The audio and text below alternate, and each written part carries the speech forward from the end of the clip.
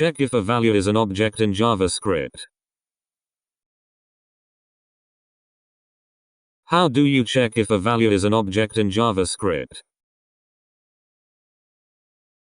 If type of your variable equals object, it's an object or null. If you want to exclude null, just make it type of your variable equals object and your variable not equals null.